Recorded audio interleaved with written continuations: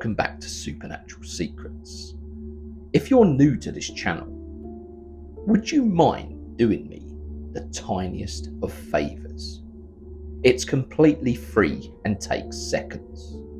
Would you mind liking this video, commenting on this video, and most of all, subscribing to the channel? But also, make sure that you've put the notification bell on, as this will notify you when I drop my next video. This just helps the channel grow. Thank you so much. Let's get on with the episode. Are you ready to delve into some of the most terrifying, documented, and witnessed paranormal events?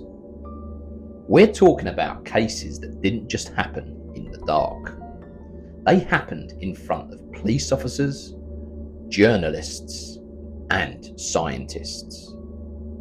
From the stone-throwing spirits of the 19th century to the most famous house in America. This house redefined the word evil. Grab a drink, dim the lights, and let's get into the history that shouldn't exist. We start our journey in North London, August 1977. House number 284, Green Street. This isn't just a ghost story. This is perhaps the most documented poltergeist case in history. We're speaking of the Enfield poltergeist. The Hodgson family, a single mother and her 4 children, began experiencing knocking on walls and the furniture sliding across the floor. What makes the Enfield poltergeist different?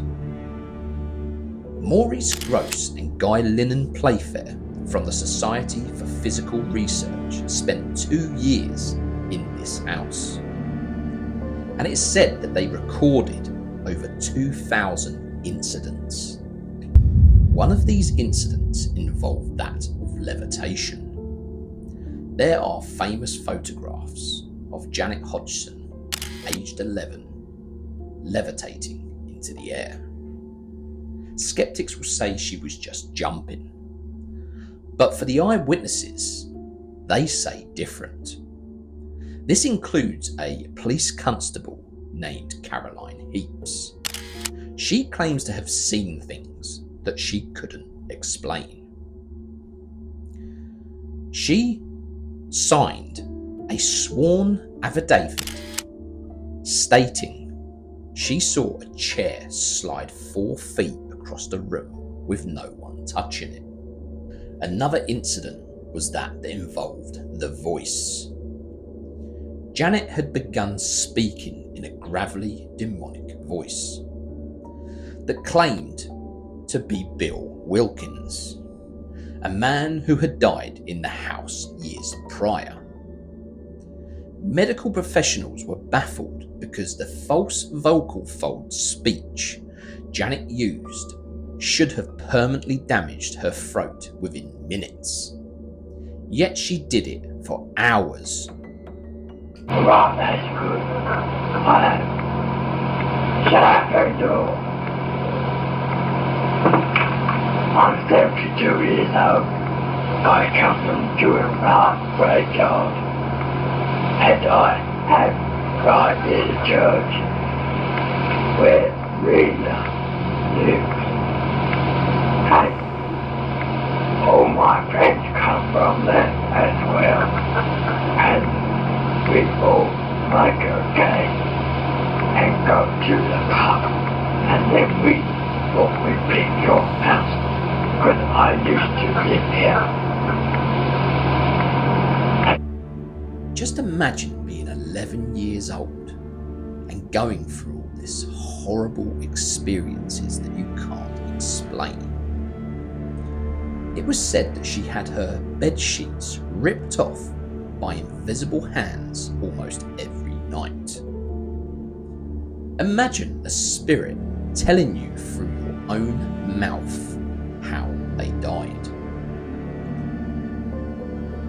Bill Wilkins, the spirit that was talking through Janet, told her that he died of a brain hemorrhage whilst in the chair in the corner.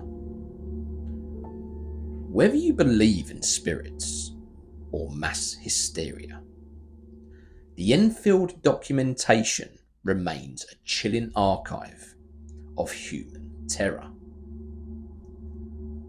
I had the pleasure of speaking with an elderly lady that I happened to bump into whilst I was visiting an historical site.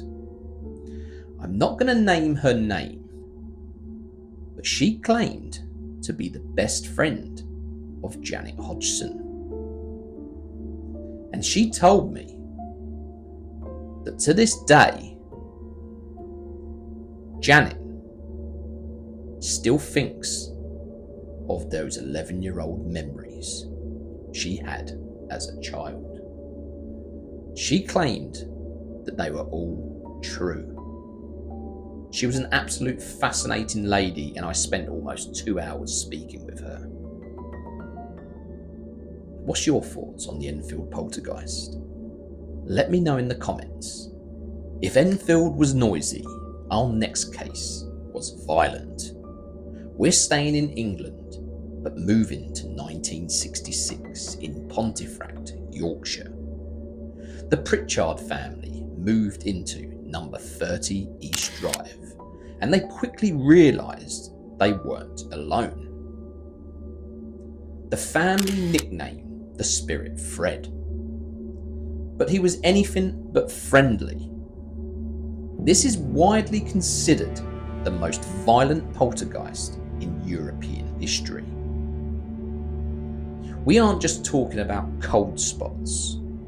Fred would throw heavy objects, smash eggs, and leave green slime on the walls. The local police and even a local vicar were called in. At one point, the daughter Diane was dragged up the stairs by her neck, leaving visible finger marks on her skin. Unlike most ghosts, this entity was seen as a tall, hooded figure, looking almost like a monk. Why does this case stick? Because even today, the house is open to investigators, and people still leave with scratches and bruises. It's one of the few places where the energy hasn't dissipated over 50 years. 30 East Drive is one of those locations that I will be taking my team to at some point this year.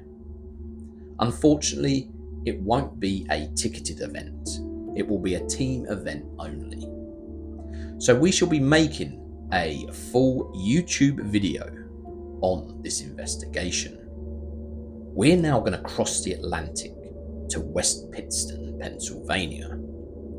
Jack and Janet Smurl lived a quiet life until one day a demon decided to move in. This wasn't just a haunting, it was a 15-year psychological and physical siege. It started with the smell of rotten meat and smoke. Then it moved to the family dog being thrown against the wall. Ed and Lorraine Warren, the famous demonologists, were called in.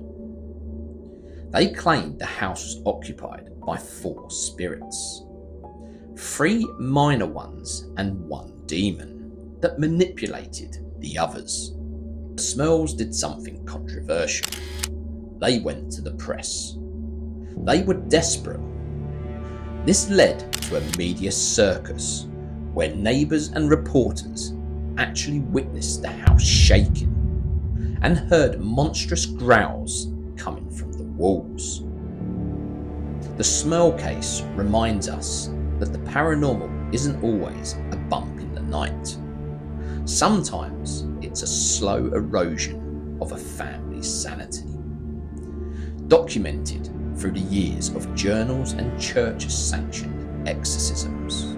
Before we wrap up today's short episode, we have to look back at the 1870s in Nova Scotia.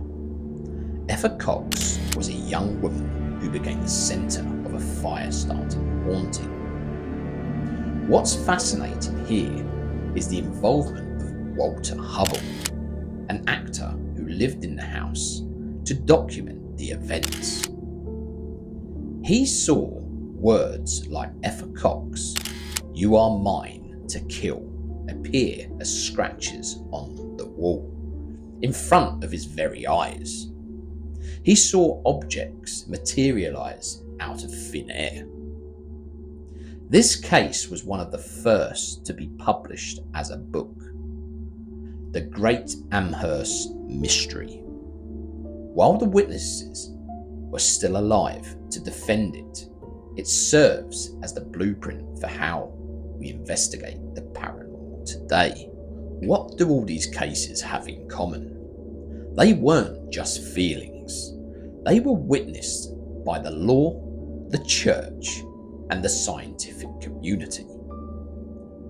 Whether these events are truly the restless dead, or some untapped power of the human mind under stress, one thing is certain: history is full of holes that we can't quite unplug with logic. Let me know in the comments what you think of today's cases.